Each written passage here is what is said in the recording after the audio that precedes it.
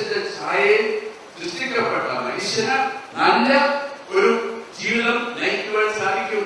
മനുഷ്യന്റെ കാഴ്ചപ്പാടിലുള്ള നല്ല ജീവിതം, നന്മകൾ ചെയ്യുവാൻ സാധിക്കും. അവന്റേതായ വിധത്തിൽ ആരാധിക്കുവാൻ സാധിക്കും.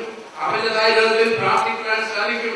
മോശയിലൂടെ ലഭിച്ച 10 പ്രമാണങ്ങൾ പാലിക്കാൻ സാധിക്കും. ബലിയർപ്പിക്കാൻ സാധിക്കും. നേർച്ച നേടാൻ സാധിക്കും. പക്ഷെ ഇതൊന്നും ആ മനുഷ്യനെ രക്ഷിക്കുന്നില്ല. മോശയുടെ നിയമത്തിന് പോലും നമ്മളെ രക്ഷിക്കാൻ സാധിക്കത്തില്ല എന്ന് അപ്പോസ്തലന്മാരുടെ 13-ാം അധ്യായത്തില് 31-ാമത്തെ വചനത്തിൽ രേഖപ്പെടുത്തിയിട്ടുണ്ട്. മോശയുടെ നിയമങ്ങൾക്ക് പോലും.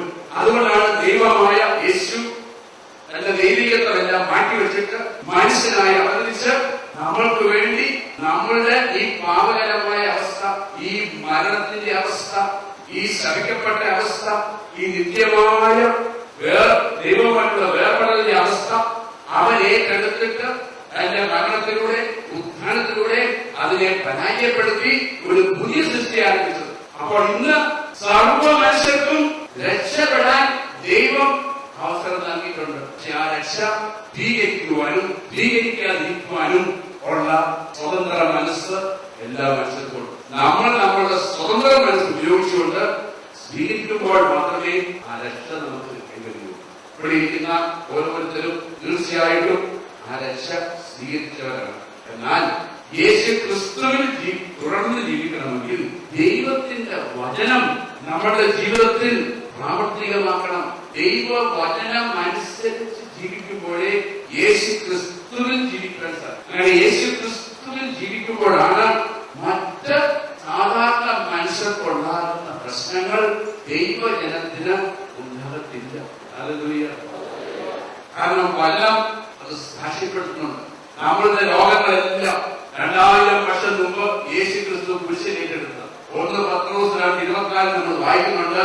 അവന്റെ മുറിവിനാൽ നിങ്ങൾ സൗഖ്യമുള്ളവരാക്കപ്പെട്ടിരിക്കുന്നു. നിങ്ങൾ സൗഖ്യമുള്ളവരായേക്കും എന്നല്ല.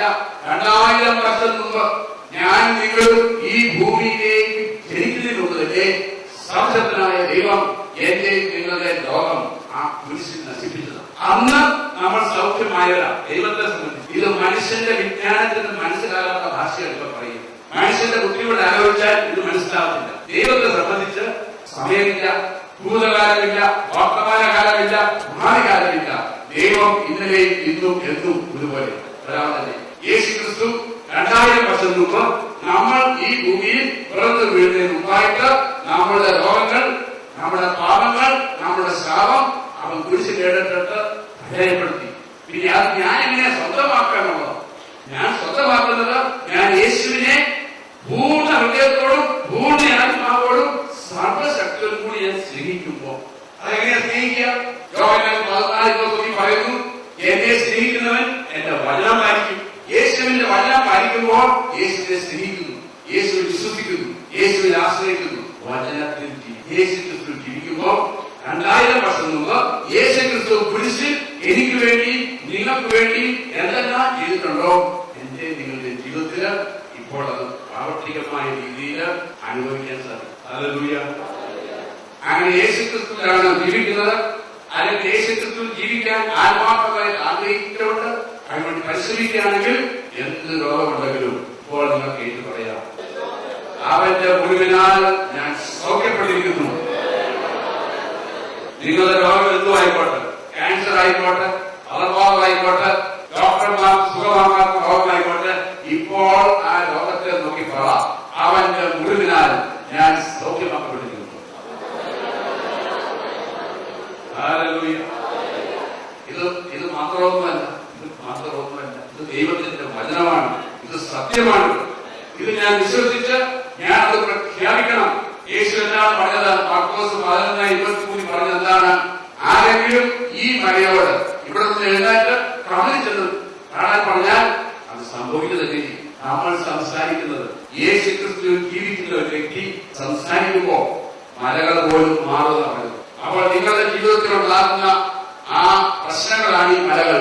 അല്ലാതെ നമ്മൾ കാണുന്ന ഭൂമിയിൽ കാണുന്ന മലയല്ല. നമ്മുടെ ജീവിതത്തിൽ കാണുന്ന പ്രശ്നങ്ങൾ, രോഗങ്ങൾ, ആ മലയോട് ഇപ്രകാരം സംസാരിക്കണം, അവന്റെ മുറിവിനാൽ ഞാൻ സൗഖ്യമുള്ളതായിരിക്കുന്നു. ഹല്ലേലൂയ.